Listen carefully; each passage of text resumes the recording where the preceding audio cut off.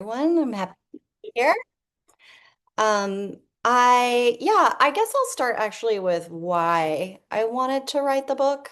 I think I had this experience as a caregiver to my partner at the same time that I was going through graduate school and sort of being trained in sociology, specifically sociology of health and illness. And also, I already had a master's and I had studied disability studies. So I sort of had this personal experience while I was being trained academically. And I have to say, it was 20 years ago that I started graduate school from then to the book, but it had been like, percolating and composting this whole time in my head because what I was seeing as I look back on my experience was that I was given certain kinds of knowledge and ways of thinking in graduate school. And I thought maybe because I focused on those things in graduate school, I had a really good understanding of what it was going to be like to actually become the caregiver. And I realized, looking back, how naive that was, that it helped me understand why some of the things were happening, but it didn't blunt the force of those things. And I felt very, very alone. And that I had had this really singular experience. And over time, I started to understand that my experience was not singular. Although, of course, everyone's story is uniquely their own. But as I met more people that were going through it, I realized, oh, this isn't singular. This is a plural experience, and there are commonalities and threads. And so over time, I realized I needed to write a book on it. And my first attempt was, well, my first plan was I'll write an academic book because that's what I'm trained to do, write an academic book. And I started out that way. I did like maybe one or two interviews, and then I was like, I can't. This is so personal and emotional and affecting that I felt like the best way to make sense of what happened as an individual and on a broader scale was to write this trade book. And so the book is definitely not academic. It's very much based on storytelling. And what I basically did, just to give you sort of the, like you said, this quick overview, is I start out the book with my story. It's very memoir driven, and then I introduce basically. So there's this framing, this prologue and introduction that's really my experience, and then I have four parts, and each part covers one couple. And so part one is about a couple in Florida. Part two is about a couple in New Jersey, and part three is about a couple in Massachusetts, and then they moved to Pennsylvania. Part four is about a couple in California. And then about halfway through part four, everybody kind of fades out and I come back in. And it's really much more memoir driven at that point. So it's sort of bookended by my own story. And I appear throughout, I'll say, oh, I'm watching, Kim do this, and I realized that I also did that. And, so I was freely sort of linking my experience throughout the book, but I was really spotlighting the stories of other people. And the end of the book is a epilogue that is intended to be a resource. And I have heard people tell me that they use it as their serenity prayer or something that they meditate on when they need it, which is exactly how I wanted it to be used. But it's basically a love letter to disabled people and their caregivers, um, telling them how much I love them and that they're worth something, even if all of our policy decisions and our culture would make them think otherwise.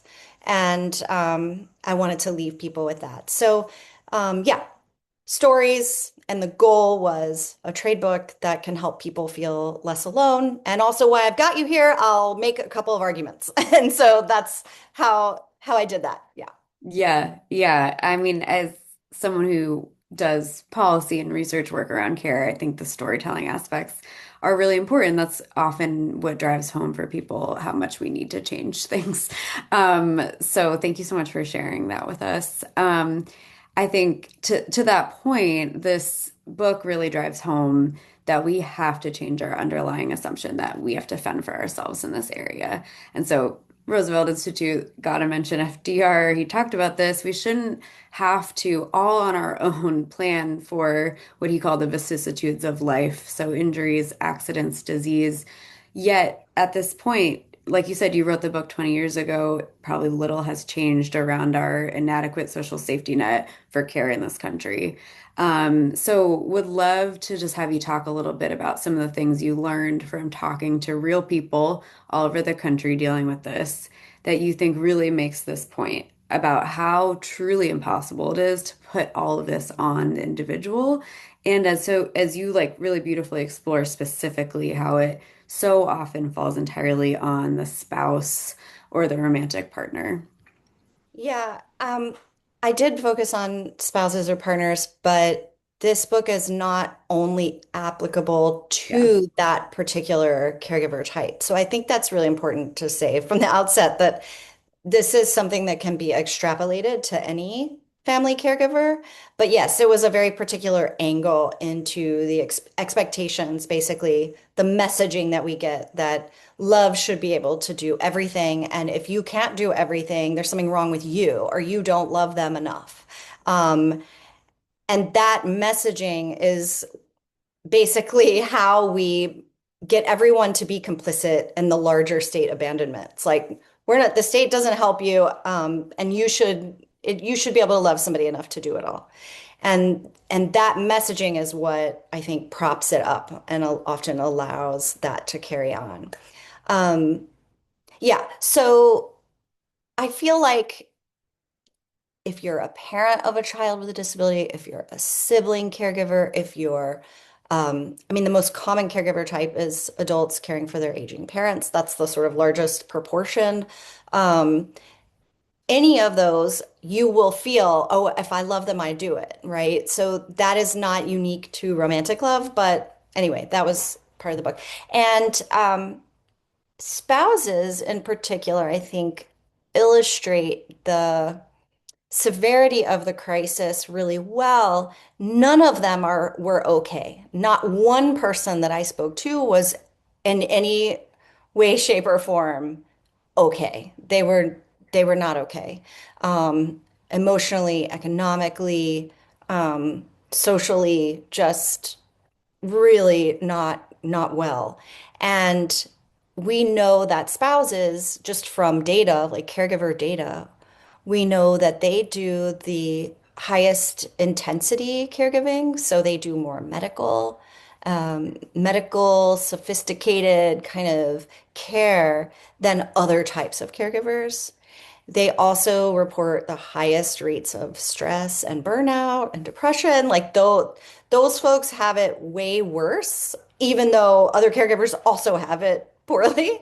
So we know from the data that the spousal caregivers kind of experience everything to the nth, because they are also a lot of times, if you have a parent that you're taking care of, you might have a sibling that is helping you or another family member. But because of the way we think about marriage or partnership, it's this very isolating thing where it's between those two, and you don't always feel comfortable intervening. And a lot of people I spoke with, when I say socially, we're not okay, like friends disappeared, just stopped coming around. They were uncomfortable with maybe um, an impairment that it made them uncomfortable. Or some people economically just were barely hanging on because they don't qualify for Medicaid, and we'll talk about that in a minute. But they absolutely can't afford to pay for home care that they needed. And the people that I would say there was like a couple of people across those like 44 that I talked to who were doing a little bit better than everybody else. And those were the people that had tons of disposable income and were paying tens of thousands of dollars a year. I think somebody told me they were paying over $80,000 a year um, for home care, for help. And that wasn't even to cover like 24 hours a day or anything. That was just to help, you know. And they were doing like a touch better, but they were also losing out, right, on a lot of their own material resources. So I hope that answers your question. Yeah, definitely. And because you mentioned Medicaid, I think that's an important place to go because I mean, a lot of people don't know this. Like this is borne out in the data. A lot of people Yeah, think that Medicare covers long-term care. It's yeah, really the dominant insurer for long-term care is Medicaid. And what that means, and people don't, there's data about people not really understanding this either, is that if you need long-term care and you don't already qualify for Medicaid through having like a pretty low take home, you basically have to impoverish yourself to receive the care that you or your spouse or your family member needs. So that I think was like really well explored in this book, and it's really important because I don't think people fully understand this. So can you talk a little bit about what that looks like people that are in that gap? I think in particular, the story of Tina and Ben in yeah, the book for me represents so many people who are in that gap where they're disqualified from public assistance, but they're too poor to afford the amount of care they need, and they're young people. Just one of them is just has a disability. So yeah, I would love to have everyone hear a little bit about that, their experience yeah. with that. I think that's a very, very common situation. Because Medicaid is so hard to qualify for. It's a poverty program, not a, you know, like not a care infrastructure per se. You know, it wasn't designed for that. It's means tested and, you know, it's administered in every state and it's administered differently. So for just to go to Ben and Tina, who you were just mentioning, they lived in Massachusetts. Tina basically needed 24-hour supervision and care, and Ben couldn't do it because he had to go to work. And because if he didn't work, then they didn't even have health insurance to treat her MS and keep her alive. And so he was really trapped between, I got to go to work, but I can't leave her alone. So they devised these ways of getting through it that ultimately just were really unsafe and undignified. It's not fair. That's not fair to Tina to have to exist on a couch all day in a diaper, unable to move because her partner has to go to work to provide health insurance, and there's nothing she can do, and there's nothing he can do. Um, and basically, what happened is that they were really interested in getting Medicaid because they were like, we need help, so let's take a look there. And while Tina got Social Security, she was really young and she only got like $400 a month because she was so young. She didn't have those work credits, right? Because that is based on work credits and history. And then, so they had like $400 a month coming in, which doesn't paid for groceries essentially. And then they tried to check out this Medicaid situation, and the limit at that time, I believe, if I'm recalling correctly from the book, was something like $12,000 a year or something. Like you couldn't make more than $12,000 a year, which is an extremely low amount. And of course, with Medicaid, you can't have more than $2,000 in assets. So you cannot own a home, you cannot own a car, you cannot, like anything is considered an asset, whether it's money or a home or a car. And so they were like, okay, I guess we just got to keep doing this. And then eventually they moved to Pennsylvania where Medicaid was run differently because again, states get to make these some of these decisions and Pennsylvania does not count the income of the spouse. So Tina was hit the made the poverty requirements because she could not work and her only income was $400 a month. And Ben's income that he got, which was more than 12,000, you know, that didn't disqualify her anymore in Pennsylvania. And this was like they were like, "Oh my God, now we can do this thing." And it still took, I think, almost it took 2.5 years, I think, to get approved because the various offices, like the county office, the it would be like elevated to each office, and they didn't know that she wasn't disqualified by his salary. It was almost as if they didn't know their own rules. And so he had to hire a lawyer to get through all of that. Long story short, they finally get Medicaid and they get approved for 24 hours a day, 7 days a week. But because the pay for home health aides is so low, they only average about 8 hours a week total Yep. because there's nobody to do the job. So, and that's a Medicaid funding issue. That's a cap issue, like on what they pay contractors and then what contractors are allowed to pay who are qualified as domestic workers under, yeah, Yeah. I Yeah. don't want to claim. No, but I mean, I think that's why that story for me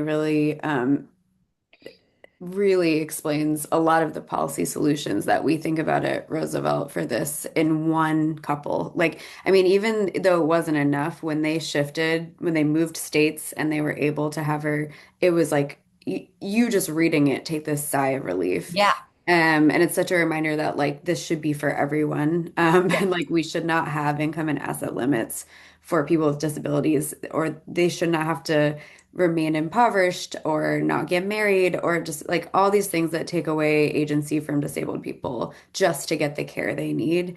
Yeah, so I thought that story really drove that home. mhm. I think also an important point in the book that also resonated with me very personally is like it's not that our family members with illness or disability are burdens to us as caregivers, and that comes up a lot, like from the people that need care and just in societal messaging because of ableism. But it's like we want to care for our loved ones. It's just that our public systems make that care that we want to do so very difficult. And so I want to just read a quote from you. You say, "The sheer magnitude of the caregiving crisis stuns. We've chosen to abandon disabled people and caregivers by having minimal government programs for long-term care. Instead, we let our profit-driven healthcare system benefit from the millions of family caregivers who step up to bear the weight for free." So can you, I think, just a little moment to talk about the way the systems not only fail the people that need care, but the people who care for them, the family members and the workers, like you said, it's on all sides. Yeah, it was really important to me in this book to, I feel like you mentioned, the cultural messaging is always, it seems to me, like the burden of care, the caregiver burden. And I am allergic to that idea because that places the onus of burden on the person who needs care as though that's not entirely typical, expected, a normal part of the human experience, right? And so it was really important to me to talk about the fate of disabled people and the ableism that is so entrenched in every care policy where we're like, well, disabled people don't contribute to the economy, so therefore we don't invest in them. It was really important to me to say that abandonment is the same abandonment to caregivers, like that these two constituencies are inextricably linked because it has to go somewhere. That material care has to go somewhere. So if there isn't infrastructure, and then it's going to get offloaded onto that person who is the one, right? Who basically is the infrastructure consolidated down onto one person. And I think it's so important to tell these stories so that disabled people that need the care can go, oh, yeah, hey, that's me. I'm a person. Like, there are people in the book who are the disabled or ill spouse, and they would literally say to me, I'm not disabled. They don't have that identity or they don't connect to that larger group. And it was really important to me to be like, there is a larger group. This is very normal. This is 60% of the US population has a chronic condition. 29% of US adults are disabled. Like you're part of something much bigger. This isn't a one-off, isolated, horrible personal tragedy. This is just what life is, and you're part of this big group. And then concurrently, hey, caregivers, that's not the burden. And we have to stop talking about that as burden. And the burden is being left to do it alone because of the divestment from disabled people. There is therefore the divestment from caregivers' lives, health, wellness, their ability to lead a good life is also impeded. It's an affront to everyone's dignity, mental health, all of those things, which I talk very openly about in the book, the mental health effects of this set of conditions we've created for ourselves. So I think it's just really important for caregivers to know they're also part of a big group. There's over 60 million of them. And this is a political, social situation. And that just being disabled is also a political, social situation. And if these people can see themselves as something larger and as part of something larger, then we can begin to have conversations about agitating for these very basic human needs that should be scaled at scale for all of us, right? But if people continue to stay isolated, ashamed, think of themselves as alone in it and just this individual, oh, this is just a tragedy that has just happened to me. If we cannot get beyond that, then we have no hope of really agitating for these larger changes that are going to take political constituencies to achieve. Yeah, absolutely. So well said. I think, we've been thinking about that at Roosevelt. We've been doing a little bit more disability work and thinking about the way that connects to conversations around economic security, but also affordability and all these broader issues. And I think the point of how many people have a chronic condition or a disability is like something that's often lost in that Mhm. conversation. So would love to chat a little bit about some of this. So, we were sort of getting into the marriage penalty before with Tina and Ben, where Yeah. that can basically, which is like a thing that everyone should have agency to get married and stay married if they want to, and Yeah. yet it's not possible for some people who need care. And then you also talk about the disability tax. So some people also call it disability squeeze. You write, so I think this really says it really well. Everywhere they looked, they faced the extra costs of daily living that only disabled people have to contend with in an inaccessible world. So I think it's really important that those of us that work in the economic space talk about these issues more. So can you talk a little bit about Yes. these sort of economic burdens of disability? Yeah. Yeah. Okay. I'm going to use Ben and Tina again as an example. Yeah. Yeah. So Tina has MS. MS makes your body really temperature sensitive. And a lot of homes, we do have programs for heating homes. Like that's something I think people are more acquainted with, particularly like in New England. There's like more of an emphasis on making sure that people have heat, and there are programs in order to ensure that. Less so do we think about that with air conditioning. And this is something that came up for Ben and Tina because they had to spend tens of thousands of dollars installing air conditioning because Tina could not, her body literally could not function or handle it if it became too hot. So they had to ensure that the temperature was tolerable for her at all times. So there's that. And then you look at, I think that HUD says that there's something like 5% of our single homes are accessible. So that's not very many. And so basically, every time they wanted to have a place to live, they would have to completely renovate it or, retrofit ramps, widen doorways, widen hallways. Again, racking up tens of thousands of dollars in doing that just so Tina can move around her own home. The other thing to note is that there tends to be, even though it's a small percentage, there's a higher percentage of mobile homes that are accessible. And so that's what they ended up doing, is getting a mobile home, putting a ramp on it. And once again, they had to spend money. So every time they moved, they would have to spend that same money, right? Again. And they're already only on one income, and they're already having to pay for people to be with Tina because at a certain point, it just she would die if left alone. So at a certain point, they had to just go into massive amounts of debt. And they actually claimed bankruptcy in order to get out of that. And I thought it was really interesting because Ben was like, I didn't want to do that. That felt really like I was shirking my responsibilities at claiming bankruptcy.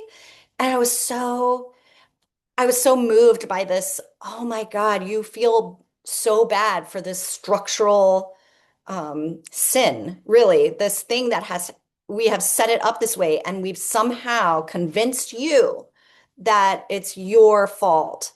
And it's the same with Tina, when there was a part in the book, which is a very, I think, difficult part to read. And something happens and she's really unsafe and left alone. And all she can think about is, I am ruining Ben's life. So again, it's just she's not thinking, this isn't right. Why don't we have home care? I'm so angry. She's instead blaming herself. And so the other thing that I was going to mention too about like the disability tax is uh, transportation. She needed to go to a medical office or to see her social worker or whatnot. And the buses weren't accessible. And then, so she would have to pay for an extra, then you have to pay to take a car, which is, even more money. But if she could have just taken the bus, then it would have. So at that, where they were, it just wasn't, public transportation just wasn't an option where they were in Massachusetts at that time.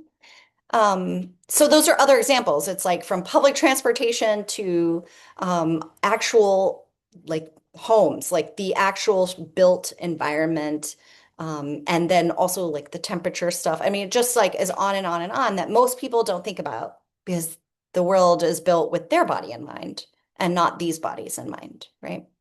Yeah, 100%. And also, I think the transportation thing is a good example of like when people say, when we talk about disability policy, it also it's better policy for everyone. And like in some ways, disabled people actually show us all the cracks in our systems like so Yes. clearly.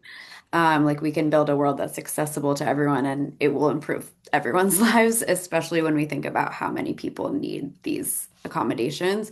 So the other kind of relatedly, we've been thinking a lot about time also at Roosevelt, and time as a part of like living a good life, and having economic security. And so alongside this like economic tax, there's also a real time tax.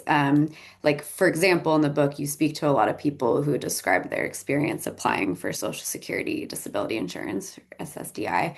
And so also would love if you could talk a little bit about the disability admin sort of tax as well, and how your research really showed firsthand that this is like a real toll on disabled people and their families. Yeah, if you think about all of those examples that I just mentioned about the built environment of a home, transportation, that requires admin to navigate. And it means, well, do we sign up for this program where we have like in New York, we call it Access-a-Ride, but I'm not sure what they call it in Massachusetts, but that's more admin. That's only disabled people have to do that admin, which is filling out these forms and proving so much proof that you can. My partner and I had to do it. I still have our Access-a-Ride forms. I still have we used the Medicaid home program, so the consumer directed program near the end of her life. And that was just like a mountain of forms, like this big. And the doctor had to use exact language. And so each and every one of these things requires admin work to navigate. And it's an extensive amount of paperwork. And because, again, of that ableism built into every system, it's like every system is from this hostile orientation that you are probably lying. And so we're going to make it as hard for you as possible, as though, again, the assumption is that this is so rare. Like, surely not all of these people could need, some kind of assistance, when in fact it's this sort of typical, expected, normal part of life. But because of that ableism, that hostility means increased paperwork, increased admin. And then, of course, there's the healthcare stuff, which is a whole nother thing because a lot of these people are managing very complex chronic conditions, often multiple conditions all at once. So you're having to navigate this specialist, this specialist, this specialist, and these people, and they may not talk to each other. So you've got to keep all the notes and be admin on all that too. And it's endless. It's absolutely endless. And I think at the time that Kim and Angel, the couple in in part one of the book who lived in Florida, um, we know that Social Security wait times have only gone up and up and up and up. And unfortunately, this is not going to turn around at this point because it's just more cuts, which means fewer people to review all the applications, which means people basically having to do this admin, handing it in and waiting for approval, and sometimes having to wait a year or more. And we know that tens of thousands of people actually die waiting for their SSDI. So this is another that admin you made in good faith, do your all that admin and you're still waiting and you're still waiting. So it's everywhere you turn, that extra labor. And again, you're told, well, if you love them, you'll do it. If you love them, if you really love them, you can do all of this. And Mhm. so it's always this self sort of defeating thing. Yeah, yeah. So I think we'll end on like try it on a slightly hopeful note, and then we'll open it up for questions and answers. Because I was doing a little like disability justice 101 here, so it can, But so Yep. I think you spoke on this a little bit, but like I think this book really uses storytelling to make the case, like you were saying, that we need radical policy change in care. So can you talk about your view of the importance of solidarity and storytelling and all of these things to actually get us what we need and how we might get there? Yeah, absolutely. Thank you for asking that. Yeah, it's not all doom and gloom. So one of the things that was so interesting to me is I was doing these interviews and talking to people, and they are having this experience but have no, uh, uh, I guess, familiarity with disability politics or disability communities because they don't see themselves as such, then they don't have this familiarity with it. And that was so hard for me because I was like, I'm so part of disability communities and have been my whole life from various disability communities. And my best friend growing up was deaf. So I was very involved in deaf community. I'm still, half my friends are deaf still. And it's just, these different communities, being in community with people and watching people navigate these worlds in really creative ways that are actually so joyful and from a place of we're all going to take care of each other. Let's create this, there's actively people creating care collectives. So people might say, okay, I need 24-hour care. So instead of having the like one person I'm going to depend on, and I don't qualify for Medicaid. So what I'm going to do is enlist friends or other family members or community members to do like commit to one day or one afternoon and they just alternate. And so, and this person is really good with medical admin. So we'll have them do that bit. This person's really good with, other kinds of paperwork. We'll have them do that bit. People are getting really creative in terms of how they are creating sustainable worlds for themselves. Not to mention, and I'll just plug disabilityathome.org, not to mention the creativity that I see with disabled people and their caregivers making their homes accessible in really creative ways. So, repurposing objects and I mean, getting really DIY with stuff. And it's just a fun sort of catalog that I put together as a resource and honestly, a celebration of what people are figuring out how to do. And one of the things I write about in the book is how these disability justice, this movement and these disability communities, they're really doing this work. And I try to kind of bill it as you don't have to be like a weirdo lefty, whatever. You can just say, oh, maybe there's two people in my church I can I can muster up the courage to say, I'm going to ask you to do this thing on this day. And I think people are willing to help, and we need to give them the opportunity, right, to do that. But if everything is like cloaked in shame and isolation, that is a really hard thing to ask people to do. So that's why I wanted to write the book too, so that people are like, A, I'm not alone, and B, I'm not the problem, so I don't need to be ashamed. And I can ask for, we can do better at asking for what we need, whether you're the disabled person or the caregiver, because sometimes the caregivers don't give up their territory easily either. Um, because we get stuck in this, I definitely suffered from that. I got stuck in the I know best, kind of thinking. So it's kind of on all of us to think creatively, a little more sustainably, for ourselves and each other. Yeah, I love that. And I think that's also why I appreciate this book, even from like a policy person perspective, because we can fight for these things, but we need the political will. And also, once we have programs, we still need to fight the cultural elements of ableism and like all of the self like imposed feelings we have around this individualism and like what decades of that have wrought. So thank you for that. So we're gonna move to question and answer. So you can either we're a small group and this is like a open discussion space. So feel free to raise your hand or you can put your question in the chat if that's easier. And yeah, we'll open it up. I'm gonna switch my view. Okay.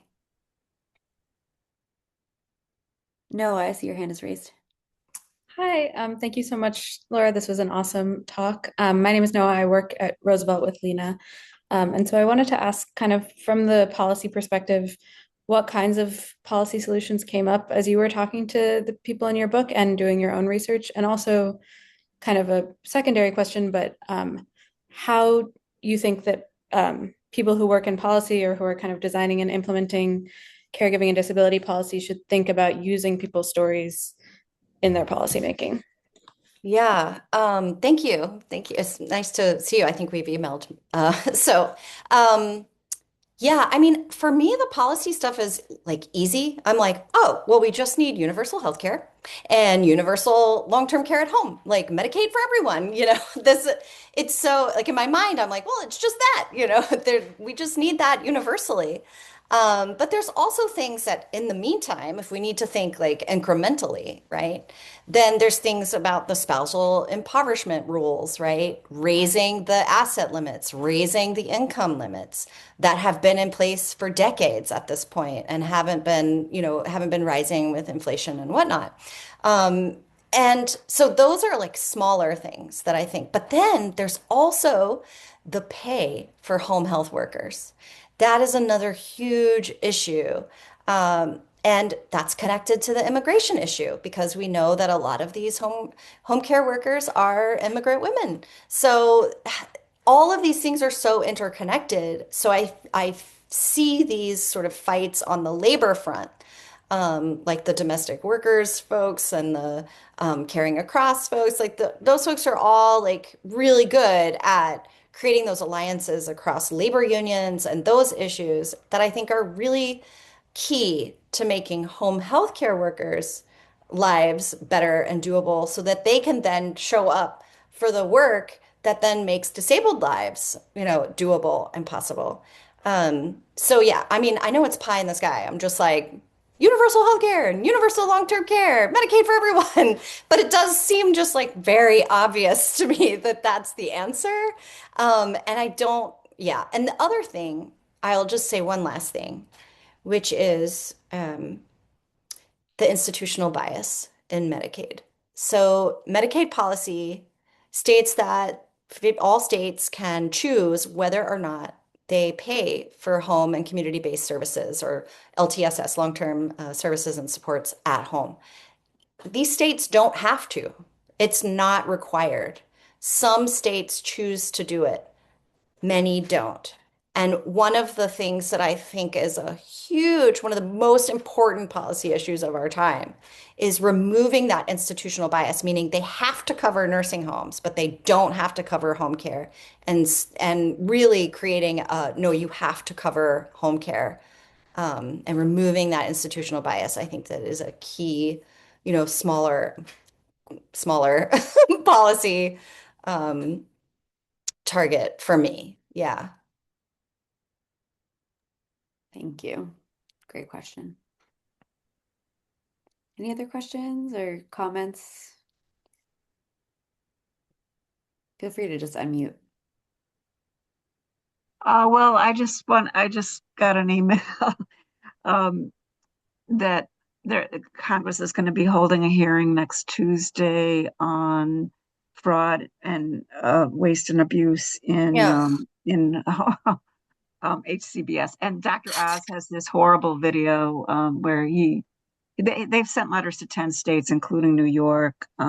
They're going after some of the states where we try, we try to have a better home care program. Yeah. And so, I mean, that's going to be interesting to see that. But yeah, you know, we're looking to some of the other states that have already dealt with this and um, trying to explain that the federal Medicaid program was providing incentives to states to the balancing incentive program, our um, community first choice. I mean, we were, disability rights movement fought to get federal policy that encouraged uh, home care rather than institutionalization. And these folks, they just want to institutionalize everybody, and it may not even be because of any kind of animus. It's just that we know that their campaign contributions. Um, I mean, that's why we're housing immigrants too. That they make Yes. a lot of money off of it, and the nursing home industry also makes a lot of money off of institutionalizing people. So, but yeah, but yeah, we gotta talk about bring these things up. How important and to have the stories and people. They're actually trying to collect stories for this hearing. AAPD is. Um, so anyway, it'll be interesting. But yeah, this is great that you've written this. It really does humanize um, disability. So Thank you. Yeah. Yeah. It's definitely a time to make the case for home-based services more, more than ever. I mean, we've been talking to some economists that are like, by the way, that is cheaper. The thing everyone wants Yeah. is actually cheaper. Cheaper, yes. But the nursing home lobby, Rare. that's ex exactly what Heidi was saying, right? This nursing home lobby is so powerful and they get that money. So it's really, really tough. Um, Yeah, so much overlap with all the issues, corporate power and money influence on all of yeah. our policy making. I think that's a good point you made before, Laura, too, that we've been thinking about a lot, which is like we have the ideas, we really just need it to happen. Like we know it will work. Yeah, I think I felt like, oh, if I write another academic book, I'll just be making the case to the people who are interested in this topic because they think the same way that I think. And so we're all just going to keep reading each other's stuff, which is great, fine. But outside, what happens outside of that? And I felt like if I could write in a way that took these individual stories and helped people to see people that don't associate themselves with disability community and don't see themselves as part of anything, and don't see their life situation as political. If I could tell stories in a way that made it very clear that actually your life circumstances are a choice, like political choice, and we don't have to we can unmake that choice, right? We can make a different one. And I think that was really when I decided to just be like, I'm doing a trade book and I'm focusing on stories because I've spent my whole career in like sociology going, here's the data and here's what we know. And like everybody knows that this is the answer and this, all these things are bad and we know what to do. But if we don't have a larger culture that's willing to accept, the fact of disability and the fact of care as a given in life, and we don't have a culture where people can feel comfortable in that, then we'll never have the culture in which we can build the political will and the demand, because it requires demand, right? Um, and that's where, disability movements have been at the forefront for so long, already doing that work. Um, but if I can tell some stories that get people to be like, oh, okay, I'm actually part of this, then that gets bigger, right? That gets bigger and that gets stronger. Um, Yeah, absolutely. Um, any final questions or comments from anyone? Well, I just that kind of reminded me. We're working on, what Medicaid work requirements are going to look like, and there are exemptions from Medicaid work requirements, but so many people don't identify themselves as well. Yeah. They don't. You can't. They don't even identify themselves as having a disability, but the word they're using is medical frailty. Like, who wants to identify themselves yeah, that way? yeah. And then also to identify themselves as caregivers, like you just pointed out. Hmm. Um, the people don't realize that they're a caregiver, and so I was thinking, in that we want to try to keep people's Medicaid. If we can ask questions for the exemption that could not say frailty, could say, like the American Community Survey questions that don't ask you to identify as having a disability, but that you have difficulty walking or climbing Yeah. stairs, seeing, hearing, whatever. If we can try to use those types of questions to tease out that somebody should be exempt from a work requirement. But anyway, yeah, you're just reminding me of that. Yeah. And you're right that caregivers are often, they don't talk about being a caregiver because they are afraid that their work might see them as a risk, right? Some people just don't want to talk about it. Other people they don't see that what they're doing is caregiving work. Like, oh, how many times I heard people just say to me, oh, I just do this. I just do that. And I'm like, that's not a just. Like, that's legitimate. That is its thing. You are doing this thing. And yeah, that's another piece to it. Yeah, absolutely. Okay, one last, just if there's any other questions or comments.